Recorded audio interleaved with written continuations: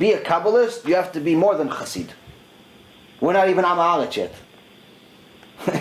You understand? I understand. So that's the reality. I'll give you an understanding of, like, it's not just Kabbalah. It's like the wisdom of the sages is beyond our comprehension. So to give you small understanding, there is a Maharil Diskin, story about Maharil Diskin. He's a major tzaddik, huge chacham, but not regular wisdom. Like we think chacham is like someone that maybe remembers a few books by heart, or someone that speaks a bunch of languages. That's what we think is a chacham. The Maharil Diskin was known as someone that can look at a tree and within a few moments he knows exactly how many leaves are on the tree.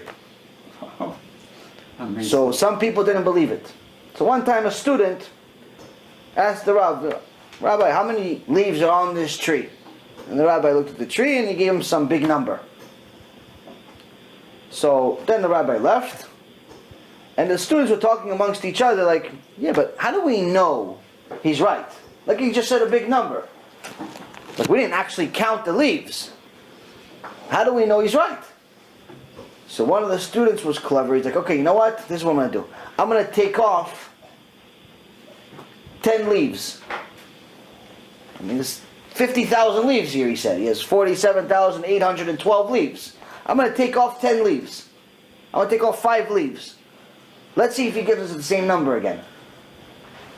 So they took off the leaves. The rabbi came back a little later. Like, oh, Rabbi, can you remind me, how many leaves are on this tree? He goes, oh, it's the same number I gave you before, minus 10. Amazing. Wow. Wow. You understand? So that is Chokhmat Chazal. That is a wisdom that's to us beyond nature. Beyond nature. So when you talk about Kabbalah and people that deal with Kabbalah, these are people that are not just smart. These are people that they can change nature. They do things that are unnatural. I have a friend who's an Avrech with the same kollel as Rabbi Ephraim. He doesn't do it often, but he knows a little bit of Kabbalah. He's able to bend metal with his mind. Like you take a spoon, and you look at the spoon would bend. But you only show it to people that know him really well, that he studies with them all day. He doesn't go and, a circus show. Now, he doesn't do it in front of people because even though he can make money off of it or this, that's not for that. People that really know Kabbalah, which there's very, very few, they don't deal with it for that. They do things to show the power of Hashem. It has nothing to do with them. They're humble people, they're pure people. So, all of these people that are running this multi-billion-dollar operation, Kabbalah Center, or selling the books, first of all, a lot of them are not even Jewish. Oh, really? Yeah, a lot of them are not even Jewish. Bechlal, nothing. They're not even Jewish. Then you have other ones that are Jewish, but they're kofrim. They're complete heretics. They don't follow, they don't keep Shabbat, they don't keep nothing. So, it's all capitalism. It's all money. The reality of it is that in order for us to live good lives, enjoy both this world and the next, it's the basic level Judaism. Nothing more, nothing less. So you remember the story you told us when you went to Israel last year? Huh? You said the place you were, the hospital that was across there. Oh yeah.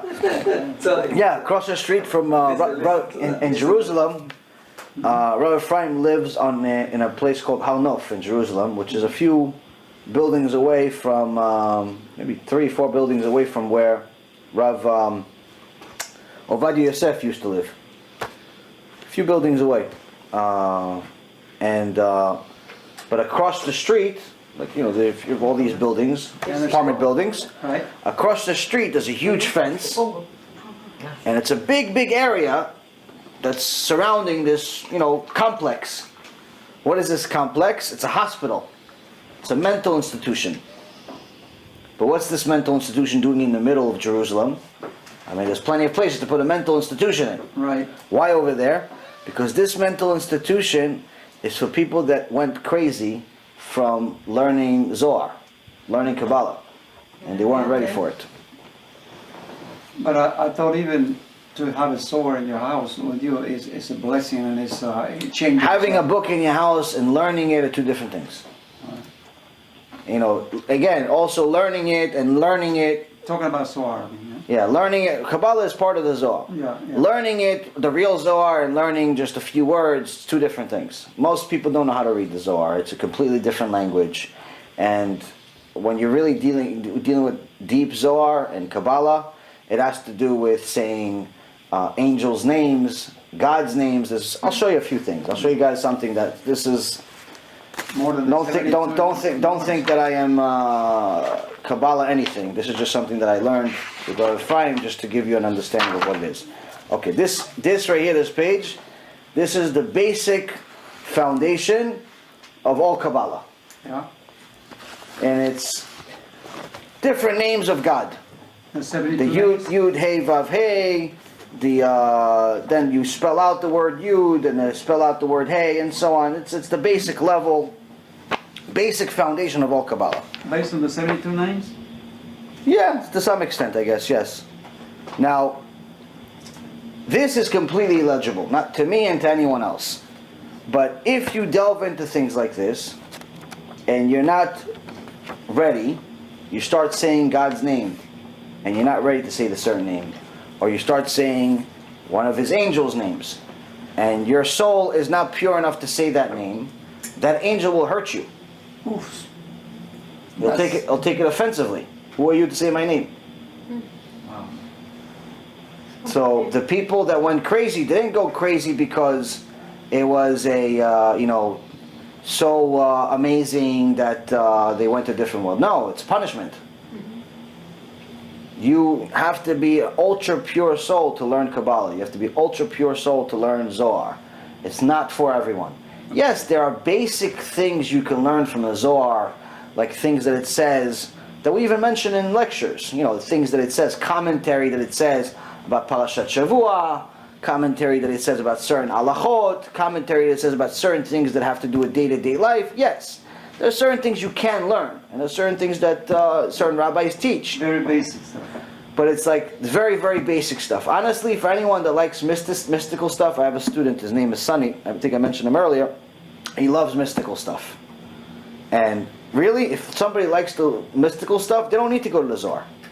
Gemara has more mystical stuff than you can imagine. Go to the Gemara. If not that, you want something simpler, go to the Midrash. The real commentary behind the scenes of what happened in the Torah, it's called the Midrash. It's huge. It's endless, hundreds of books. It's better than any comic book you'll ever read. All the characters you have from comic books, whether it's the Incredible Hulk, or the people that fly, or the people that ran really fast, all of them are based on characters in the Torah. Matter of fact, a big part of them is the 12 tribes. So people that like mystical stuff, they have it. They have it in a basic level Torah. You don't need to go to a place like the Zohar or the Kabbalah and put your life in risk for something that you're probably not going to understand anyway. And if you understand it, it's a problem. Because if you understand it but you're not ready for it, it could be a problem. It's a Naphtali, no? Naphtali was the one that was fast. Fast. Yeah. Levi, it's a jump on. Right? Each one of them was... Yehuda's the Incredible Hulk is similar to him. So there's a lot of amazing teachings that Chazal can that's beyond our understanding.